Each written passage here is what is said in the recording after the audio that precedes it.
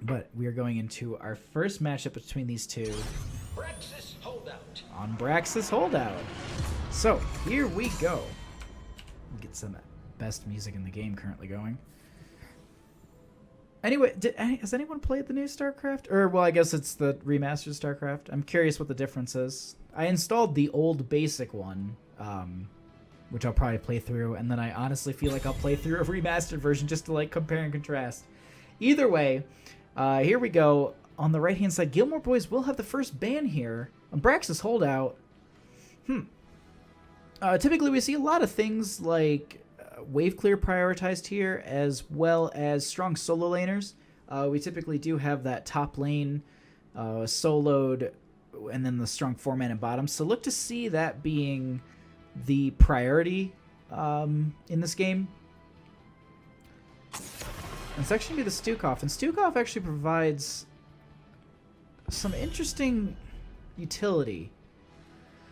He's really good at these fights because the fact that he can spread the pustule around becomes really, really powerful to heal up his team, obviously. And then you have the fetid touch, the fetid touch. So you have the slow and the negative pustule, obviously. So it's just such a strong thing, and his silence really controls the points very well, especially with that level 1 buff to his AoE on that. I really like this band coming out of Gilmore Boyz on Stukov, and it not just because like it breaks the normality of like, oh, it's gonna be another Uther, but at the same time, like, Uther is very good, yes, but I don't think he makes or breaks a team.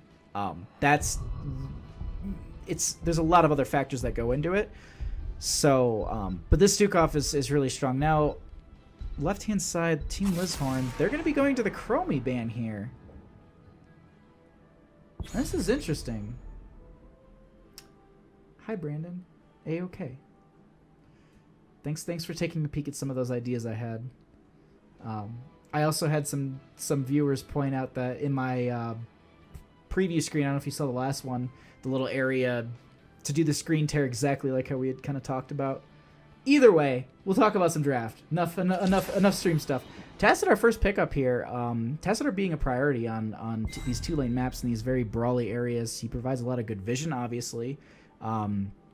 His level 1 Assassadar talent that we most of the time see, the Kala Embrace, I think it is really powerful, as well as paired into the Vala or a Tracer. So there's a lot of good pickups that go with that, and the Force Wall at 10 is just, it's just good for. I mean, there's such it's a map with so many pinch points and stuff like that. I really like that first pickup.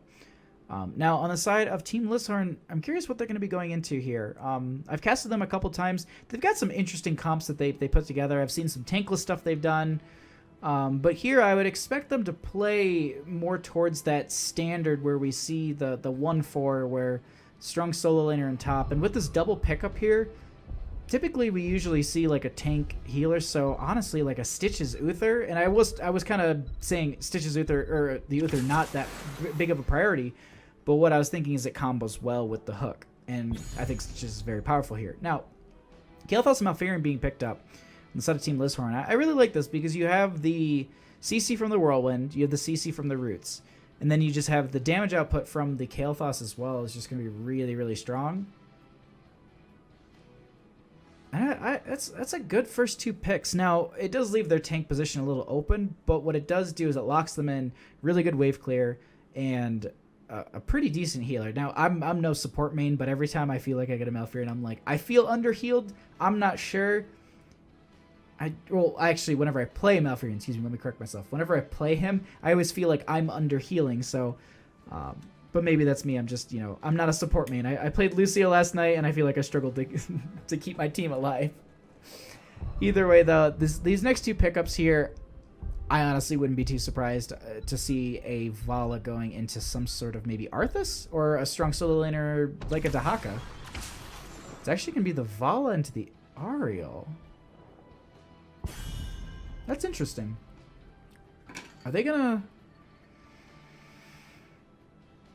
I'm just curious how they're going to be doing this laning matchup now. Are you going to have...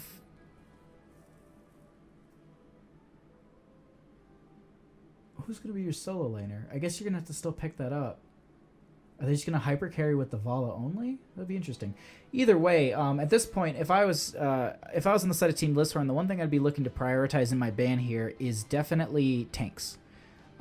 Strong tanks or strong solo laner tanks. So like a Sonya, I don't think they're going to ban it out, but Arthas, for example, pretty strong solo laner, and you could pick him up into a Stitches as well. And Stitches would actually pair well into the Assass. Oh my god. All right, so I'm just like theory crafting on the spot.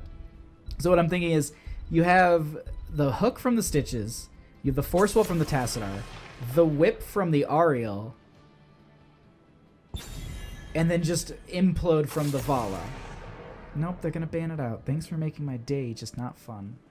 I really like that Stitches pick, but at the same time, with the Malfurion showing, with the KT showing, the Stitches ban is it's an obvious one. If they didn't ban it out, it would have gotten picked up here because the hook with the roots and then the whirlwind from Kael'thas, that's just like not a standard, but we see it's seen a lot, and it's a combo that a lot of people kind of run together. So seeing that pattern is definitely something that's strong on the side of Gilmore Boyz that I didn't notice right off the bat. But I was also just hoping and like theory crafting, like, but what if they get the Stitches Arthas? Because Arthas wouldn't be a bad solo laner on their end. They could have a really, really powerful 4-man in the bottom, and then, you know, Arthas can just play safe and top. Even then, you could go for the Sonya or a Dahaka. But this is actually going to be the Arthas with the Zul Jin. Huh. This is interesting. I really like the Zul'jin pickup here with this. This is gonna be there's just a lot to stop someone from doing basically anything while Zul'jin just sits there and auto attacks from a safe distance.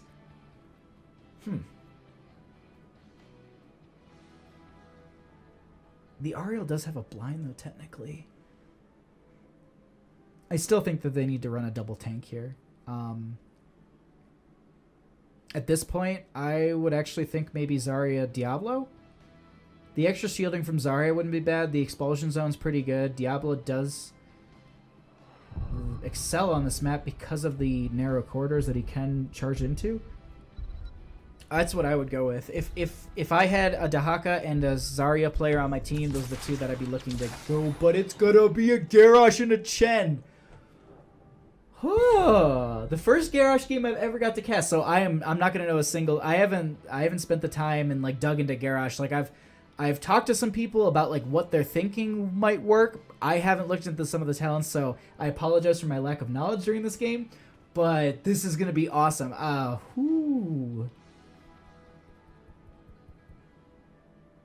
That's a really deadly composition. Team LizHorn, the Gilmore Boyz, they have put something together that I would never really want to go up against. There's a lot of things to either keep you from running or keep you from living. Now this is just a solo hyper carry with the Vala. They are gonna basically need to play protect with her, and the Garrosh, the Chen, the Ariel, all of those they synergize very well together. So this is gonna be interesting. Now, this last pickup. One, let me just note this. Correct skin, by the way. Ooh, my green screen's showing a little bit there. My bad.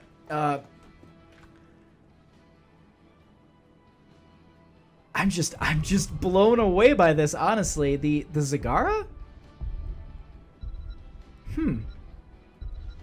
I would have thought that she's going to be their solo laner and top up against the Chen, but...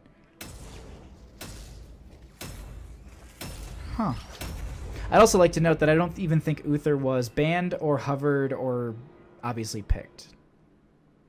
So, either way, into our first game of the evening with these two teams. Team LizHorn on the left with Ryan Rad on Arthas, McAveel on Kael'thas, Rooster on Zul'jin, The Wait on Malfurion, and Chambers on Zagara.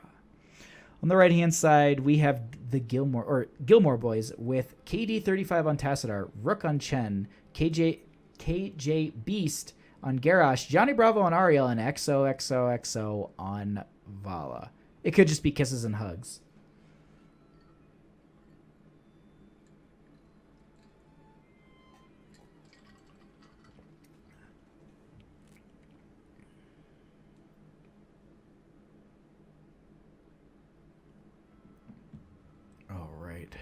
we are having a little bit of a delay on our load in here. Just want to check a couple things really quickly. Looks like we're actually going to be going in right away as I go to check something else.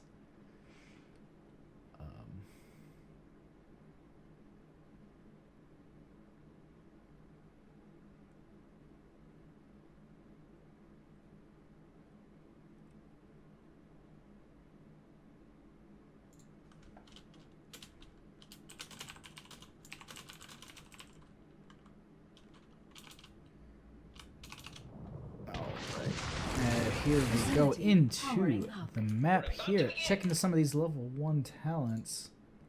Just want to respond to something really quick.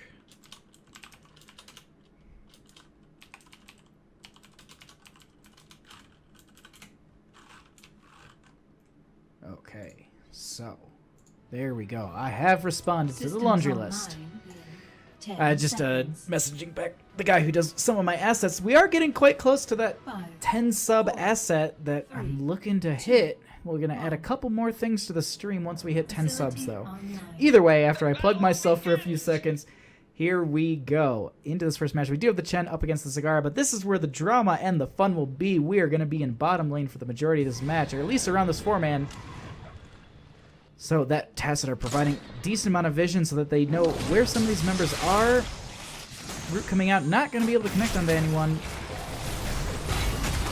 One thing I did not know, did KT actually went to Convection? We do have to throw forward onto... I'm sorry, I missed that actually. Did they throw the Arthas forward? Either way, we do have Convection coming out from the Kale Foss. This is... I mean, he's stacking it pretty good, but the Mana Addict, I honestly am starting to see it pretty good. Now, that is a good throw, but unfortunately that tower will not be getting the extra shot, and this KT is just being able to stack off this team who is just, obviously, I mean, they're stacking. Either way, though, we do have the retreat from the Arthas. The Beacon phase should be starting, I believe, in the next 40 or so seconds. I think it procs at 130, but we actually have the first kill. Vala is going to be able to kill that Malfurion. Yeah, that's going to be the first blood of the game. I thought Arthas had died, but he just got thrown towards the gate twice. No big deal. Kael'thas looks like he's about halfway through his stacking already. A few more here, and he will already be done. Now, Mana Addict, if I am correct, I'm not the biggest KT player. Once it's actually once it hits the 20 globes, I believe, you can still stack off of it. We actually get the pull and the flip onto the Zul'jin. Now he does get under the wall. We are having a massive amount of damage going onto him. That is going to be the second kill of the game. Now we do have this Kael'thas who is just currently poking these members down, getting his stacks. Three of these members are kind of sacrificing themselves though, while he is kind of just throwing this damage out. They're gonna need to play kind of safe on the side of Team LizHorn. Now they are gonna get another throw, and that is going to be Kael'thas falling, and that's gonna be all of those 13 or 14 stacks we just had in the trash can. And so that was one of the things that I was kind of surprised about with the not the Mana Addict, with the Convection stacks, because of the fact that if you die, and it looks like they've got this combination that they just keep doing over and over again. I mean, I wouldn't be too surprised if I was a KT to get thrown once in a while if I was playing this matchup, but the Mana Addict, I think it just provides so much more towards the late game once you actually get that buff. It makes you less mana hungry, obviously. We do have that Kala's Embrace, yes, from the KT, which will pair well into the Vala. Now we do have a flip onto the Malfurion, who will get the root out onto a couple of members. The Garrus just falling a little bit low, but remember that lower his health is, the more armor he has, so basic attacks are good. And the Vala will actually go forward and get the kill onto the Zul'jin, and it looks like this Arthas will be falling as well, so that is going to be the Beacon getting picked up once again by the Gilmore boys. And that is going to be a full charge going into the top lane. Now, typically at this point we do see a rotation from the team for a potential pick, but it looks like that was a little bit on the slow side. Vala is coming in this aggressive rotation, but they do have the vision from the creep. And it looks like we have a quick pause. We're going to go over to our other screen really quick. Don't want to show the map to anyone. It's early game, but still we want to be fair. We don't want to show the map to anyone who might have, you know, I've heard some horror stories. I guess there's currently some lag issues, but overall, I hope they know that I can't unpause this, unfortunately. Because I'm not a ref, and it's actually the player has to unpause it. And yep. So I'm gonna be silent for a couple seconds here while I have to start up my Blizzard client.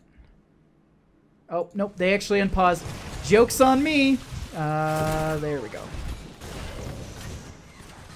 So here we go. A little bit of lag. Sorry about that. I apologize. I have the Blizzard app starting. Currently thinking I had to message someone. Let me just close out of that. Should fix all the issues. There we go. So if you ever, by the way, if you're ever having lag issues in game, close your Blizzard client because it slows you down. But with this, we do have the Zerg wave coming up. They left their Tassadar in bottom lane. He will be going up against the Zagara, making sure that she doesn't get too much vision down there, as well as pushing her back, making sure she doesn't claim the lane. With this, we are going to get the gate dropping down here. Team LizHorn not crazy far behind, about a level at this point, but at the same time, Team LizHorn, this late game composition is going to be pretty beneficial for them. The Zagara will be able to rotate around the map quite efficiently post 10, I would assume. We typically don't see Maw. We're actually going to see a little bit of a blow up onto this. Oh, this Chen gets away. Looks like we are going to have a collapse onto the Zagara, though, in this bottom lane. They do have the gate still down here, so they will be able to save that. Now, the Zerg wave, I do want to note, is going into this bottom, so what they're doing is they're actually going to leave their 4-man in bottom. It looks like they're actually going to do that. They're going to go ahead and take the camp themselves, aggressively, mind you that. And they're going to be able to push in with this. Now, the rest of the 4-man is currently in top, counter-pushing, hoping that when they get the Zerg wave, they'll be able to push into this fort. And it looks like we're just going to have a race at this point. The Gilmore boys are going to do the exact same thing. Sevens are on the side of Team LizHorn as well. KT playing extremely safe at this point. He's got 14 stacks, so he's going to want to make sure that he doesn't get flipped by that Garrosh anytime soon. Now this will be the fort going down in bottom, and I believe the fort just fell on top. A little bit more efficient on the side of Team LizHorn. They did get a little bit more, but this minion wave actually will be cleared up by the Zagara. Now we do have a potential for a flank here. New follower detected. Well, thank you so much. It looks like they're going to go ahead, scout out this, and they do get the pull and the flip onto the Arthas. They do have him behind the enemy team. Tassadar will be getting into the back line, trying to escape from some of this damage, but he will actually get the bomb on him. He is going to take a significant amount from Kael'thas. We'll have to probably back up here a little bit, play safe, make sure he doesn't get picked off.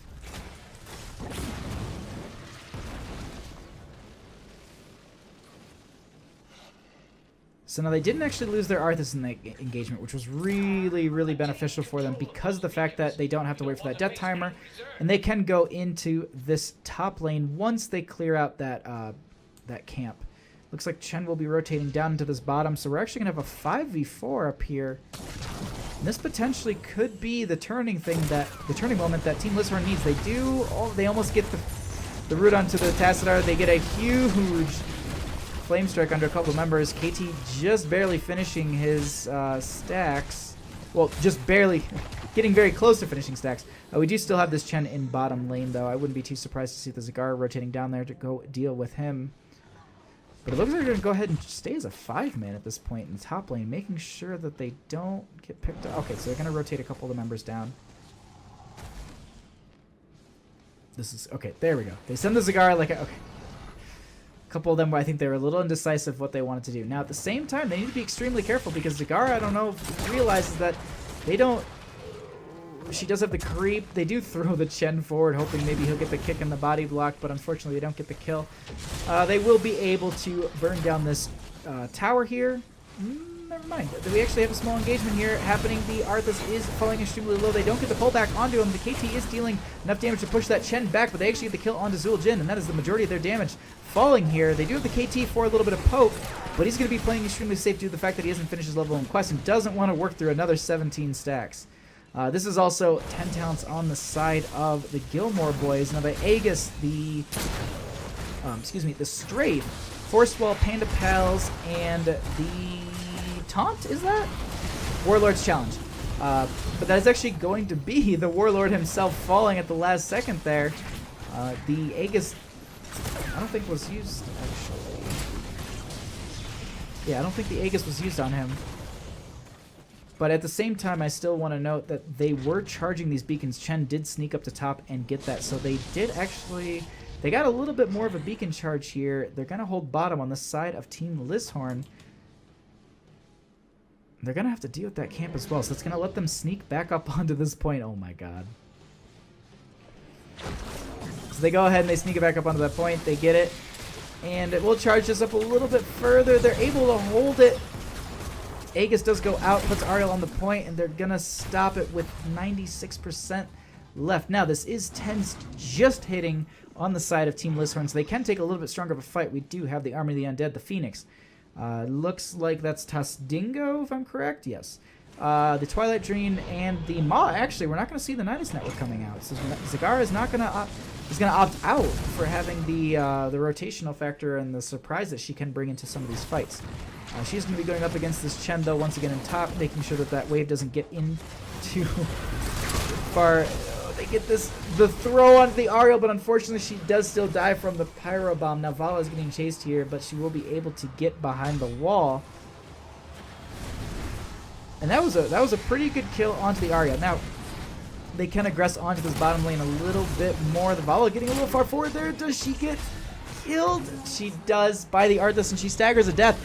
And that actually gives a little bit of an opening on the side of Team LizHorn. They can start to push into this, but there was the flip onto the Kael'thas, who actually... Did he finish? Yes. Okay, he completed his quest, so he doesn't need to worry about dying there. He got flipped over at the last second. The tower did kill him. And they're going to need to play real safe here. Make sure that they don't get too many flips onto them. And they actually start to charge the beacon phase themselves. Looks like Ariel is now back up into this fight. They do get the push back. They're trying to make sure that some of these members, they do stop the charge one, and they make sure that these members stay off the point. There is the Tasdingo that does come out from the Zul Gym, but he will actually die. And it's going to be the Aegis coming out as well onto the Garage. We are going to have the Arthas falling as well. The Strafe does come out, pushing some of these members back. It looks like the Malfurion will probably be chased here. ET is coming back. I don't think they realize that. She does take half her health. Ooh. And that Pyro Bomb is going to be going off as well. So that looks like it's going to be Chen sneaking back up into that top lane, working down, or charging up that last little bit of beacon. They're trying to poke this out, but unfortunately they won't be able to. Garrosh will zone this while they go ahead and capture that. And that is going to be a Zerg wave with that camp pushing into that bottom.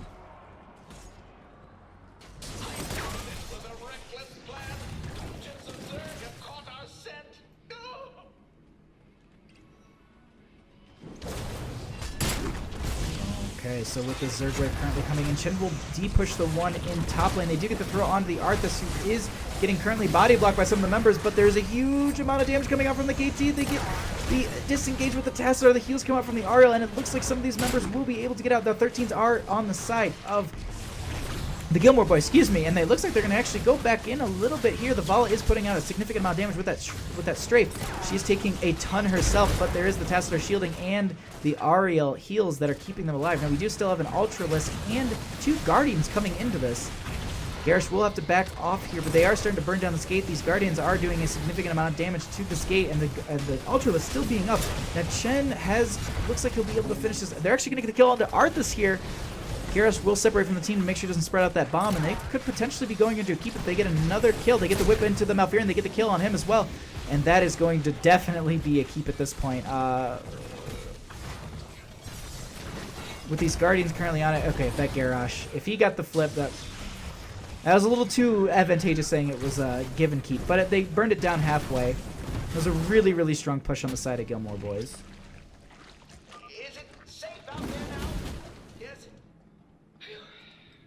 Nice work. All right, excuse me, I had to get a drink. We do have 13s achieved on the side of Team LizHorn here. Looks like we are having the Spell Shield coming out for the Zagara on that one. Malfurion's actually taking the Shrink Ray here, which is interesting to me. Looks like they will get pulled to flip. They're going to go ahead and get the strafe off. Now the boss hasn't been procced just yet, but they get the kill onto Zagara. I was wondering if they're going to try and proc it so it does a little bit of damage on some of these members, but it won't be happening. The Force will just come out. They do get this Arthas behind the wall. There is damage from the Kael'thas to try and zone some of these members away. The Garrosh does have to back off here. They are chasing with this Chen. So many members are falling low. Vala does get a combo out. The Tasdingo's already used, so he will be healed up, but that is a significant cooldown burned, and that is pretty much all the ultimates still up for the majority of the Gilmore boys. They only have 2 down versus the almost everything down. Maw is available at this point. They do have that ability. All the members are up. There's a pretty good push in bottom as well. They're going to have to respond to that quite soon. They are blocking this Kael'thas through this gate. They also just get the D mount, which is it's just annoying and frustrating. Looks like they're going to go ahead and have to clear this out in top lane. Excuse me. And they're going to actually start to work on this hard camp over here. And while Chen is going to go and clear out this bottom.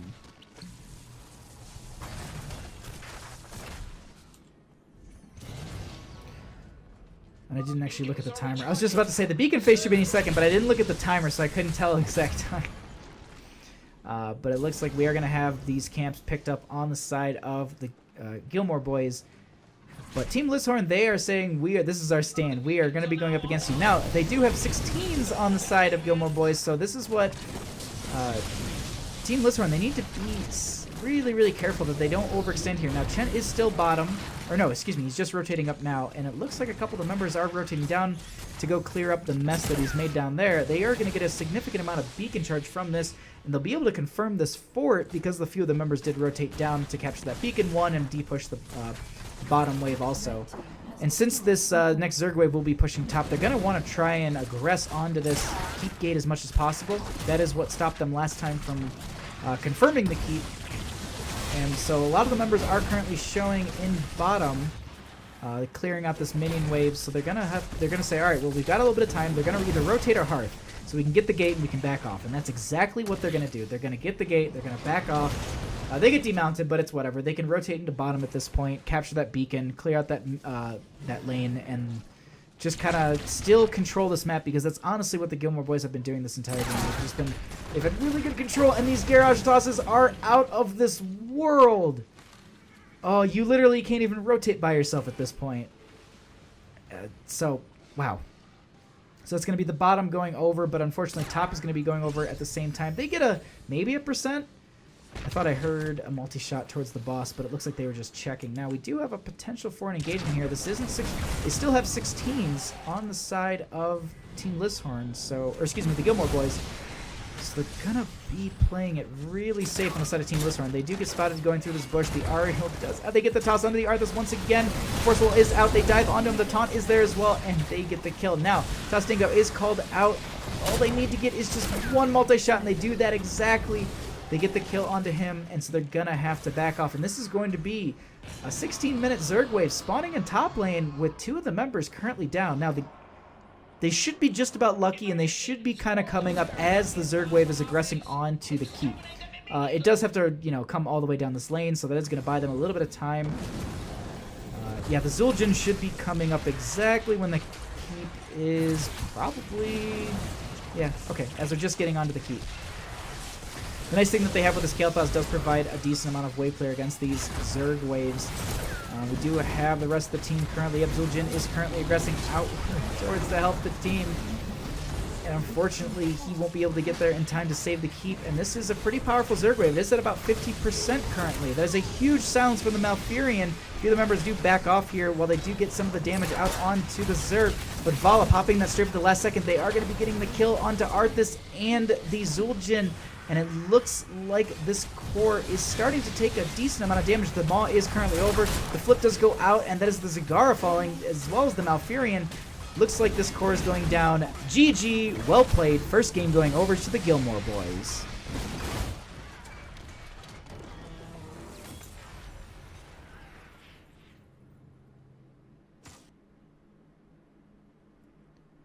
Alrighty, and so, that's our first game between these teams, and really interesting back and forth.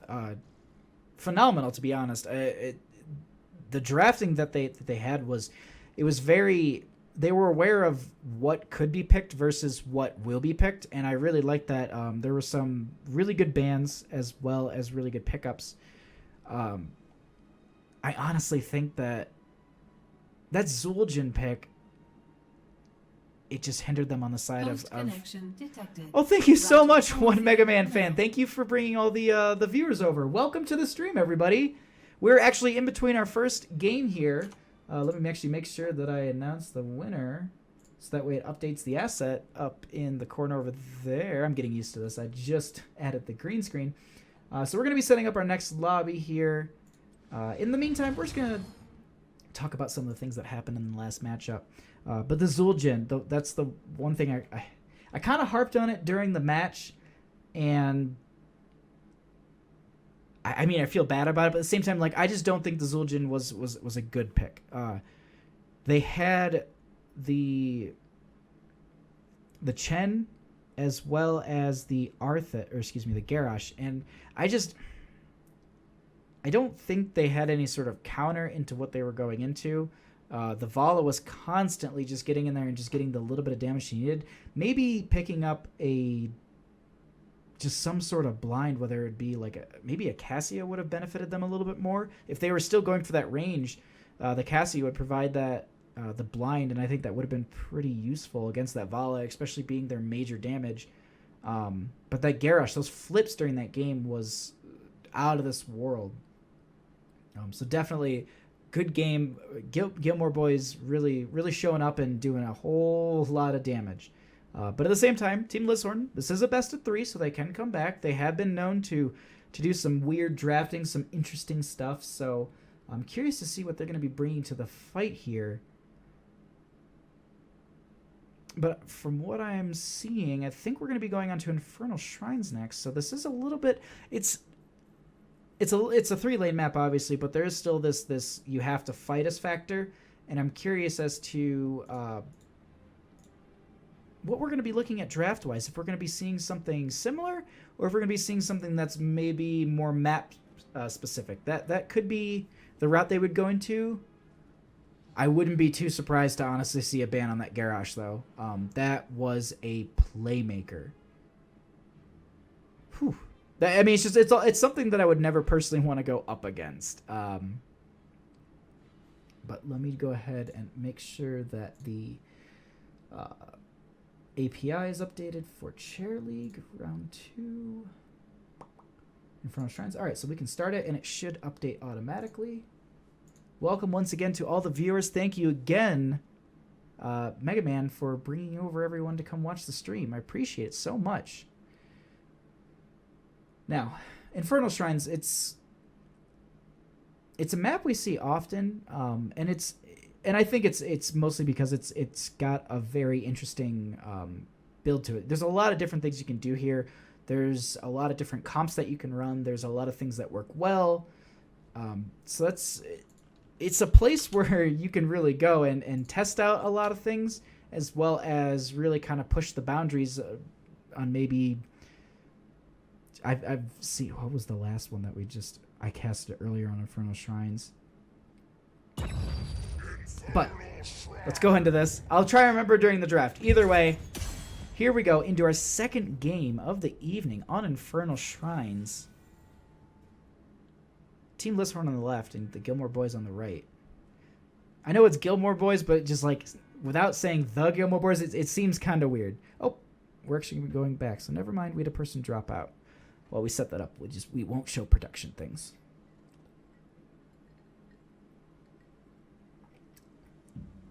So while it looks like one of our members will just pop back up into the lobby.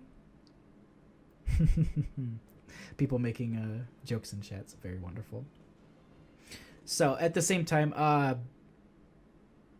really, yeah, it's just phenomenal play out of both teams. It's exceptional drafting, and the awareness that they have of what potentially could be there is what I really like, because I was talking last game about the things that would benefit of a Stitches and this and that about it, and then the ban came out, and I looked over, I'm like, well, of course they would ban out the Stitches because of the fact that there was the Malfurion and the KT. So that was just, I think that actually honestly hindered their comp, and I don't think they were going to go for the Arthas. I think they were I think they were just caught off guard by that, and that definitely changed their composition in a very... It threw them off completely, and I don't think they got the value out of the Arthas, and just that Zul'jin. I don't know what it is about it. It's just I'm not a fan of it. I don't... I don't know how it works or how it doesn't, but I think a Casio might have been better. The blinds I would have counted that Vala pretty good, and hindered them in a lot of those team fights. They had a lot of ability damage on the side of Team LizHorn, and I think a blind would have completely just hindered them. But here we go into Infernal Shrine, still showing. Oh, I'm set to.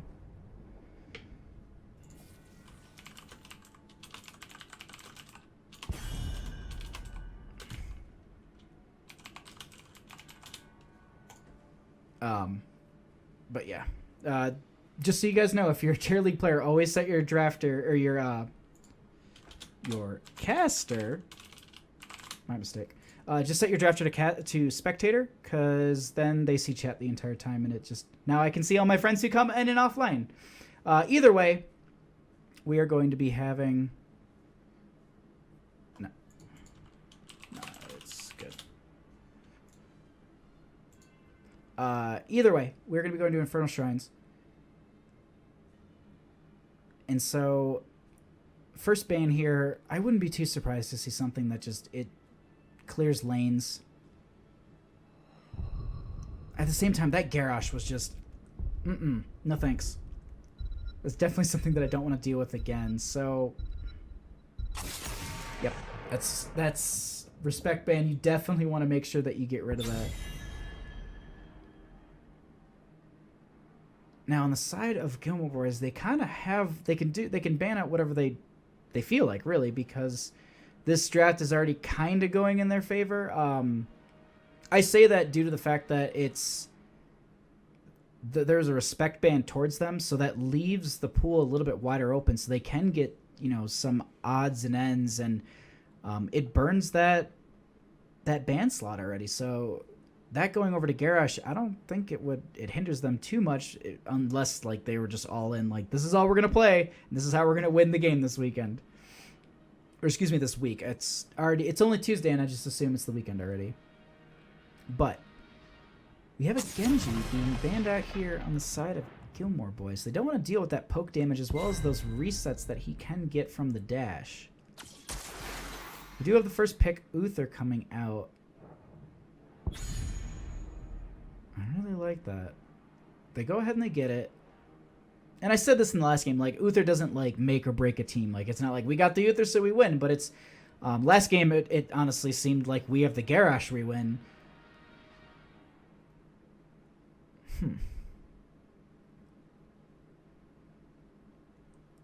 This first two picks, though, on the side, they're actually going to go for the Tassadar. I wouldn't be too surprised if it was just the Vala again.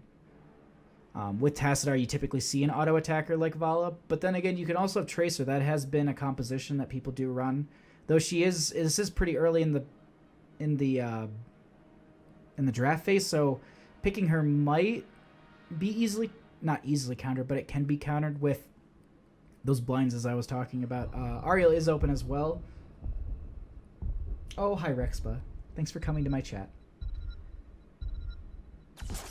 We're going to have the Dahaka, actually. So we're going to have that priority and that global and that wave clear. And actually, these are two really, really strong, not to just give up the fact that, like, Dahaka's a really good laner. Tassadar's a really good laner. He's an auto attack and power. But at the same time, like, they're both really good at clearing waves and clearing the shrines. So that's a really, really good pickup on the side of Gilmore Boyz. It's map synergistic, yeah, I think that'd be correct. I like that. I like that a lot.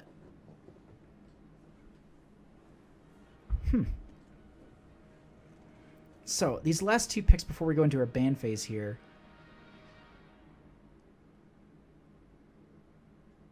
The Uther, typically you want to just... Honestly, why not just go for the Stitches KT right here? They all pair well together. It works on the shrines. It works in the fights. There's the Kael'thas. Please pick Stitches. No, they're going to go Joanna. So they're going to actually get the blinds from her. Because I guess with the assumption of that I was making where Tassadar and the auto attacker are paired well together, the blinds from Joanna could be the route that they're going to go into. if they do go into that solo hyper carry once again. So we have the Greymane being banned out here. Why? Are they going to go into like some sort of triple tank? They're not going to go into a Cho'Gall here, are they? Ariel's still on the board. Team LizHorn won't go for a second healer. Gilmore Boyz need a second healer. It's possible, but like, where's your damage? Is just Gall and Tassadar? Maybe not. I mean, the Greymane ban is just good overall. I mean, Greymane is good on shrines. He's good as a solo laner, and they do need the melee on the side of Team LizHorn. So even if there is no Cho'Gall, it still is a good psych out. And just to side note this, they didn't have to go Ariel at all. If anything, if they're not going Cho'Gall, which I don't think they are, to be honest, I would have taken the Rhaegar over the Ariel. But at the same... the Ariel was really impactful last game with that Vala. And Vala's still open here. So, yeah, I guess I don't know, just... Rhaegar provides a lot. And especially on a map like this with the Lightning Bond at 1, like that's really good for helping clearing shrines as well as in team fights, and the Earthgrass Totem for disengages that you're going to often have. I still think like Rhaegar would have been a better ban, to be honest. Granted, they are denying, and I keep kind of like arguing myself, but they are denying the fact that they are denying out that that combination, but they actually go for the ETC Brightwing. What? Okay. Double global on the side of Gilmore Boyz. The vision from the Brightwing, I guess she's going to go into Z talents then? To provide the vision for these engagements so they can see them as they're coming in for the positioning. And then ETC, I guess it would be a triple global if he does take stage dive. And that is typically what we see from him.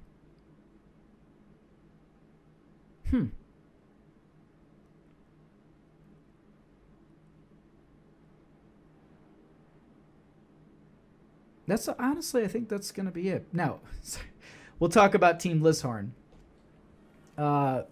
Strong tank, strong ranged assassin, as well as strong healer. So they're going to be going into Tyrande Kerrigan. This is interesting. The Kerrigan makes sense to me on this map.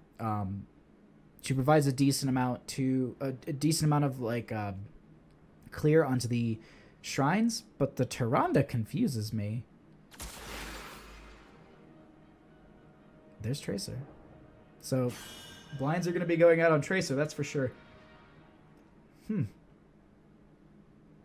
This is just... I guess the Tyrande combos well with the Kerrigan combo, but like... who are you going to solo lane top with if you're going to do a 4-man rotation? That's what I'm curious. You going to solo lane with the Kael'thas? Up against the Dahaka? I don't know about that. Either way, we are going into our second game on Brax's holdout. On Infernal Shrines. On the left-hand side, we have Team LizHorn with Machiavel on Kerrigan, Rooster on Kael'thas, The Wait on Tyrande, Chambers on Joanna, Reinrad on Uther.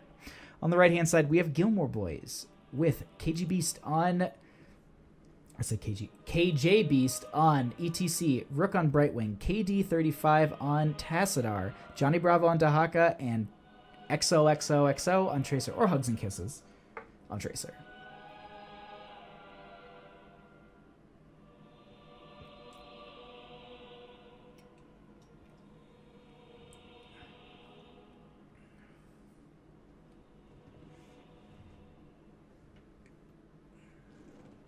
Okay. Should be loading in here any second. We're just waiting on, I think, a couple of the members here. All right. Prepare yourselves for battle, heroes. So we do have these first couple talents being picked up here. Now, we do actually have... I just punched my mic. Excuse me. We actually have a change up here. Machiavel was on the Kael'thas last match. Now we have Rooster on Kael'thas. This is going to be interesting. We're going to see two different members of Team LizHorn actually playing different heroes. This is going to be interesting, though. 2, 1. To arms. And I think KD35 actually... Oh, there's Convection from Kael'thas. We're going to have that picked up here. And the Soothing Mist from the Brightwing. Looks like this bottom lane is potentially... Gank City? It's a Joanna, but still. I want to know who's going to be your top laner. Who are you sending up there? We're actually going to just have the 4-man in mid currently. Dahaka is up there, pushing up the wave. Kael'thas is going to want to be with the team. So Kerrigan, Tyrande will oh, and Uther. Oh, okay. No, okay. I was so, a little confused there for a second. Do have this Dahaka currently hiding in the bush, but we're going to check out in bottom where it looks like we have some positioning for a pick onto this Kael'thas. He is extended a little too far forward, but it looks like he'll play by the gate, play that safe game, try and get a couple stacks though in the meantime. Looks like Joanna will rotate up into that top lane against that Dahaka. Now Brightwing is going to be pushing up against the 2 in mid. Meanwhile, Kael'thas will just play the gate game and just be safe here.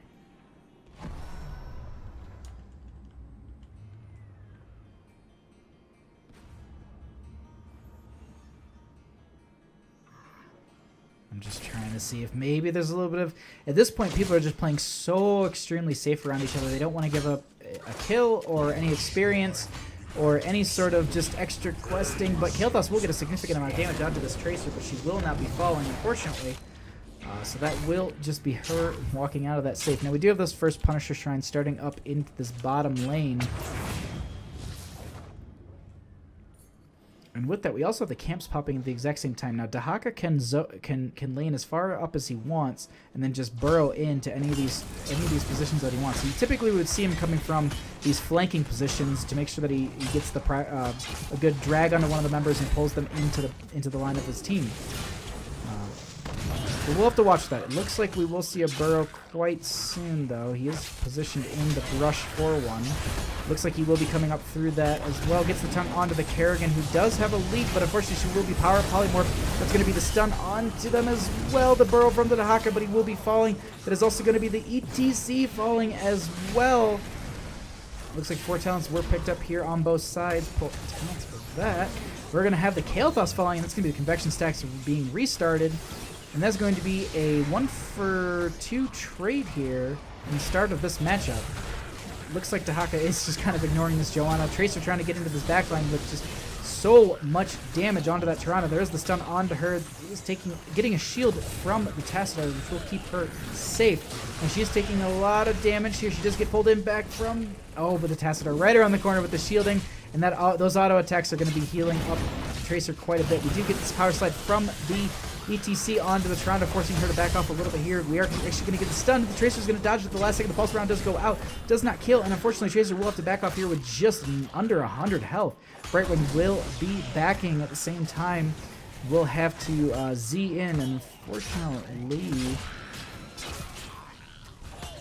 this looks like it's going to be going over to Team LizHorn. So unfortunately for Gilmore Boyz, they're going to be losing this first Punisher. And it was a lot of strong team fighting at the start from them, but unfortunately, I think that the shrine clear overall went to Team LizHorn. They just had a stronger presence on the shrine. They had a lot more to clear, and they had a lot more poke. They do take out the sidewall right away, and it looks like they tried to aggress, but they're gonna go ahead and back off and make sure they just get the gate. The Punisher will work on this fort. And just a side thing, when you're playing on this map, the one thing that I've seen is most beneficial is pull your Punisher over between these 2 towers here. You pull him over by the well, as you can see, it's just taking unnecessary damage. If you pull him between these 2 towers, he'll die faster because it's 2 towers shooting him rather than just the 1. Side note. But we do have this Brightwing dying in mid. Yes. That is going to be the Pixie Dragon herself falling. But we do have the rotation from the Tassadar and the Tracer to make sure that they don't lose out on that soak. Looks like in top lane, the Dahaka will be going up against the Johanna, and that's going to be too boring of a match for us to check out, but we will keep an eye out on the health bars, trying to make sure that none of these guys get picked off and we don't miss that kill.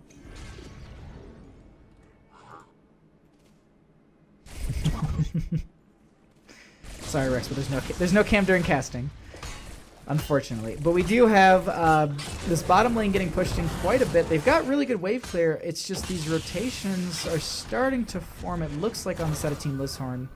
Bird does go out, does not connect, unfortunately. So they will go ahead and get this camp here. It looks like that's going to be a pretty strong push into this mid lane up against this Brightwing. And we should see a rotation from the Tracer and maybe the Tassadar as well.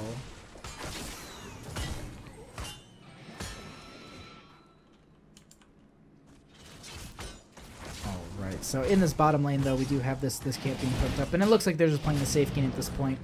They're waiting for the next Punisher phase, which should be in the next, like, 20 or so seconds. Yep, there it is. They do actually get the dive onto this ETC, and they kill him right as the Shrine is just about to proc. So the smart thing they can do here is they can push up with this wave, make sure that they get this well, which is what they're going to be focusing here. They actually they go ahead and they go for the fort. They want to make sure that they get the experience lead. And with the ETC dead, it doesn't look like they're going to be aggressing onto that top shrine, so they can take their time and rotate around the map. They're going to send their Kael'thas back for mana here, make sure he's nice and full for this engagement. And with this minion wave here, as well as maybe one or two in top, they should be getting 10s slightly faster than the Gilmore boys. This Johanna is just the wave clear from Johanna. If no one knew this, she's the best wave clear in the game.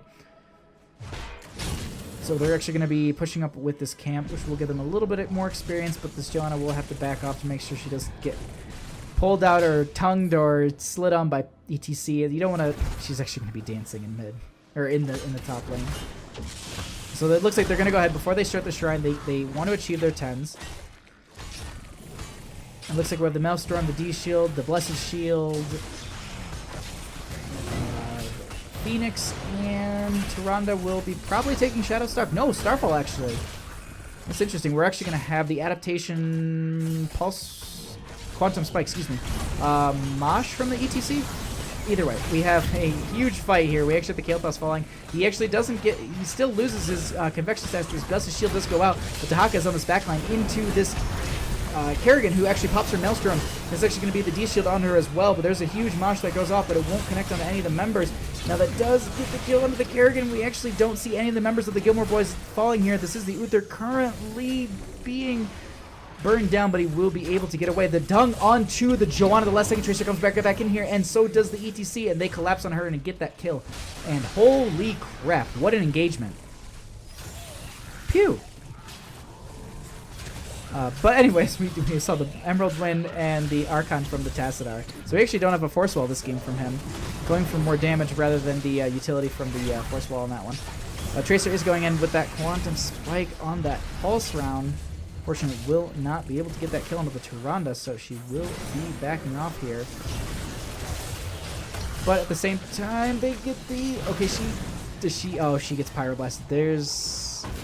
There's no way. Holy crap, the Kerrigan dives in trying to get the kill, and they actually do get the kill, but unfortunately it's an overextension. They end up killing the Kerrigan. The hop was baited too early, so they actually end up getting the Punisher behind the wrong side of the gate, and it's going to be pushing up on it.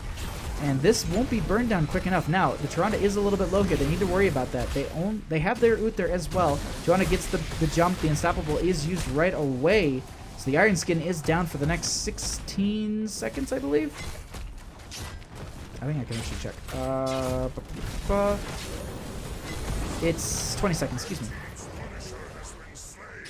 Thank God for this new UI. There's so many things I'm finding out about it. Like, oh, I can just check all these cooldowns without having to, like, remember the number placement based on the bars. Because if you didn't know this, like, it's really weird. Like, 1 is actually Uther, and then 5 is actually Johanna, but then it resets, like, 6 is Dahaka, and then it works. It's a funky pattern, and it's just hard to memorize. But The alley AI is observer's way better, and thanks to actually I think Liquid who forced me onto this. We actually have the jump from the Kerrigan onto the Tassadar. He does have to use his dimensional shift. He gets away without any scratches. Looks like they're going to play safe until this next phase. So let's just take a quick peek at some of these 13 talents. Do have the bullet spray coming out from the Tracer. And the first Stalker from the Dahaka usually go for the armor reduction at 13, I believe. Unless it's at 16. I honestly always confuse the two. The armor reduction's at 13 because 16 is... I can't remember what the talent is at 16. Either way, though, this Brightwing's actually pushing up this top lane quite a bit, and that's the one benefit of having this Brightwing is that they can literally just, they push up a little bit too far, they Z into the bottom if there's engagement, or just, as you saw, the Brightwing just kind of backed off and made sure that Pixie Dragon stayed alive. Now, this mid push is a little strong, but at the same time, majority of the members are here. The Dahaka does have his Brush Stalker, which I believe he did use, and he will be able to get this clear quite quickly. Now, Kerrigan is mounting up. Do they find out about this? Actually, Tracer stumbles into the Kerrigan, who is actually currently running towards the tower. The Pulse Round does go out, taking Kerrigan out. Actually, the recall is already there. They actually find the Uther, who is trying to go onto the Kerrigan, but there's a huge Phoenix. There's a lot of damage coming out, and they actually get the kill onto the Tracer. And it's actually, she had Untouchable, so she will be losing all those stacks. Now, KT is only at 5 of Convection. They get the pull in, but the Dimensional Shift saves the Tassadar. They do get the shield. Mosh. Oh. Unfortunately, the Power Slide did not save. The bird does go out, and this is starting to be a turnaround from Team LizHorn. They're really starting to take this engagement. Even talent tiers, about a level difference, not by much. But it looks like that will be also Uther's level 1 being completed here. Looks like the Gilmore boys will go ahead and take this camp. They're going to be waiting till their ETC comes back. Without him, they really can't go in too hard into this. The Brightwing is going to be pushing up in the bottom, trying to get a little bit more experience value. It has that phase shift to get in at any second. They're going to want to jump on this soon if they... No, it looks like they're going to get the... Okay, they give it up. I was curious if they're going to be going in on it. The tongue is available, I think, from the Dahaka, but they're going to save it. They don't want to use it on the Joanna. This is going to be the Punisher going over to Team LizHorn. Now, there is a gate here that it does have to hop over, and Team LizHorn looks like they're going to rotate into top. They're not going to be pushing with this. The bait does go out of the Tassadar, and it looks like they're going to carry it over to these two towers, where it's just going to take a bunch of damage. They circle up around it and burn it down. And unfortunately, Team LizHorn, they win the Punisher, but they don't get value with it. I didn't... The gate's still up, the towers are still up, so they aggress onto this top lane, and I haven't been doing any sort of counts on where the Punishers have been, but maybe the next Punisher is top, so they're trying to just get that value, but at the same time, this is almost 16s on the side of the Gilmore boys because that Brightwing in bottom just pushing up constantly, and I've never seen, can I pull it up really quick, the sieging. It's actually, Tassadar still out sieging the Brightwing, even though the Brightwing's been pretty much just being the siege monster this entire game. And we do have a small engagement here. Brightwing's actually coming up for it. Looks like they're going onto that well. They get a couple of the members in here. There's a flank from the ETC. There's a huge mosh, but there's the interrupt right away. There is the Starfall from the Tyrande onto a few of the members here. Joanna is a little deep here, but they are chasing down some of the more prioritized members. Looks like they won't be going for her. The Emerald Wind does zone her away, and they say, you know what, we can't get you, but we're going to go ahead and get your Joanna. She does pop her Iron Skin, but she will be falling here, and that is going to be a one... Excuse me, I failed to mention that the Kerrigan died as well. So it's going to be a 2-for-0 trade, and with that, wouldn't be too surprised. It looks like they're going to go ahead and aggress onto this mid fort, or this top fort. Whew, it's been a long day. Checking some of these just questing talents as well as just these... I just also want to check on Trace's Untouchable, so she's at 2. Brightwing does get a little bit of CC from the Kael'thas. We'll have to just stay away from her teammates for a few seconds, but they're going to be trying to get this fort down. They want to see if the next Punisher definitely can get onto this keep. And it'll be around 16-ish minutes, I think, the next Punisher, so that's going to be pretty powerful, especially because it is an arcane? No, it's a frozen. I thought I saw it announced as. So they will not be able to scout out this camp being picked up. They actually maybe... Oh, Nope. Tracer does see it. They actually go. Tracer does blink onto the point. They have the ETC power slide right there. They are pushing some of the members off here. The Dahaka does come in through as well. Kerrigan is going to fall as well as the Uther. It looks like they're going to take this as well. The Tyrande being zoned out here. The Tracer getting so much damage. Is there a pulse around? No, there is not. It's only 43%. But I think they get the tongue from the Dahaka, and there's going to be the 3-for-0 trade right as this altar's spawning. Now, Joanna is scouted out in mid because of this minion wave, and she has the Iron Skin. The Tassadar does show the Iron Skin is used right away, so they just get that procced. They go ahead and they just say, you know what, we're going to go ahead and just take this and push on to that bottom fort, or keep. Blech.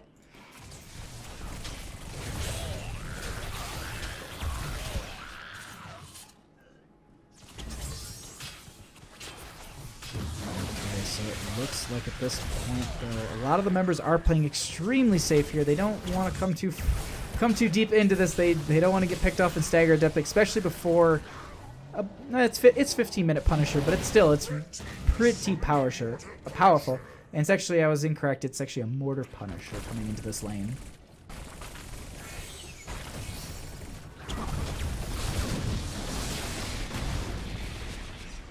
Alright, but we do have 19s on the side of the Gilmore boys, so if they get a couple picks here, they could snowball into a 20 talent tier advantage. Dahaka does have the Brush Stalker. He can come in at any moment's notice, but granted, he does have to come in with the team. He does not have any brush to kind of flank the enemy team with. Punisher does get baited a little bit deep into this keep, so they're going to go ahead and have the full disengage. They're going to go ahead and get their 20s and maybe try and take a fight then. So they go ahead and they get about a quarter of the health from that keep knocked out. But it looks like that's going to be the first Punisher of the first Punisher aggressing onto a keep. But it won't be pushed with because they want to make sure that they get these 20s, they get this lane pressure going, as well as just obviously once they have the 20, then they're probably going to be looking to definitely take a fight at that point. Looks like Dahaka will be needing to just side soak for that 20. He gets it. Do they aggress onto this camp? Now he can brush dodge into this bush right here. Tassadar has provided the vision. He is over there.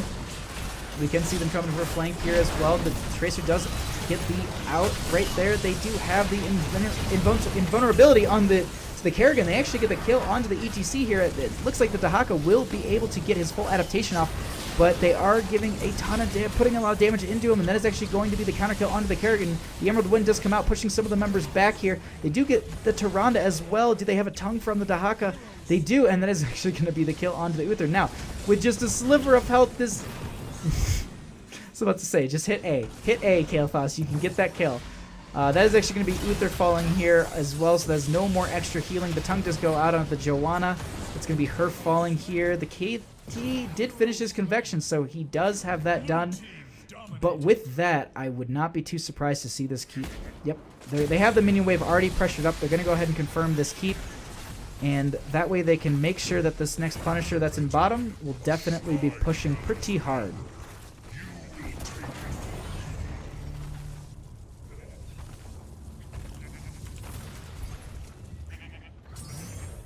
Alright, so at this point we have the Kerrigan back now. She's going to be clearing out that wave.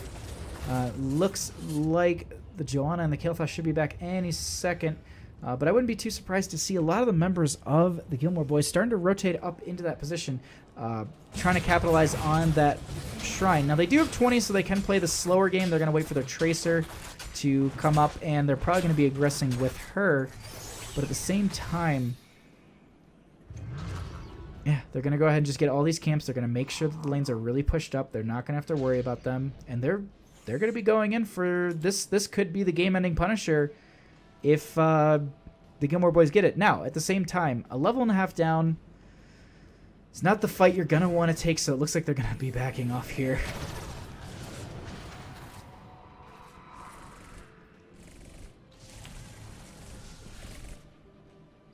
Just everybody playing extremely safe here. Looks like the Gilmore boys are going to be going in here, but they do not have 21s on the side of Team LizHorn. There's a mosh that goes into 3 of the members. They actually get the kill onto the Brightwing, but Kerrigan will be falling as well. Now, the Starfall was there the entire time, dealing a decent amount of damage to the ETC, but he will be alive. Now, the Tassadar actually will be falling here, so this is going to be a 2-for-1 trade. Tracer could be falling as well. They just need a auto attack or something. She does have the blink away, and that should be able to get her enough. Yep, for that disengage. Ooh, that bird could have been deadly. But at the same time, so about 30 seconds on the majority of the members of Gilmore Boyz. They're going to have to give this over to LizHorn. Now, this will be pushing onto the fort, but I don't believe they're going to be getting a keep with this. They're going to be even talent here when they're aggressing with the Punisher. Now, they haven't sent anyone back to deal with this, and this uncontested will get this keep. They could potentially give this up if they're going all in on this. Oh, no. So the Kerrigan is back at this point, so she should be able to clean this up. But yeah, they're going to be taking a significant amount of damage on the keep. And at the same time, in bottom lane, we have 3 catapults currently going up. Blue team's core is under attack. And that is, they're 20-minute catapults. They don't do a ton of damage, but at the same time, we won't be, no. Will we see some percentage damage? No. Kerrigan cleaned it up, but at the same time, this Kerrigan does have to rotate pretty much across the entire map to come help out with the team fight here. Looks like, are we gonna have a, okay. I saw them rotating into bottom over here, and I was like, are we about to have a backdoor? Are they just gonna rush core? Because it would be possible the Dahaka could have came in. Somehow Trace. Tassadar just barely dodged that. The bait came over the wall, so Tassadar will be pulling it over to these 2 forts. He looks like he does actually take Prismatic Link at 20, so he will have that extra, just that damage coming out. Now they are aggressing onto this keep, and I was saying that they might not get it, but this is about a 30% Punisher. There's a huge Maelstrom out from the... Wow. The Maelstrom comboed into the Starfall was just so... Holy crap. Now the Punisher is at 8%, so it won't be pushing onto the core. They only have the Dahaka down, and I don't know if they can aggress onto this core. At the same time, in bottom lane, keep an eye on that map. We do have that camp pushing up. Now, there is a mosh, but it is going to get interrupted right away. The ETC could potentially fall. Did he take... Oh, the Emerald Wind at the last second keeps them away, and that keeps them safe. But at the same time, so as long as they delay this, they could potentially win the game. They have the core of the enemy team currently falling down. That is actually going to be the Tyrande falling. And this looks so promising for Team LizHorn. They get the pull-in from the Kerrigan, but they unfortunately get... She dies the last second. Kael'thas is getting so much damage out, but he does not get the kill. That is also going to be the Joanna falling. Now, she does have the indestructible... Indestructible 20? Let me check this. And that's going to be the core fall. GG, well played. Second game going over to Gilmore Boyz. Well played.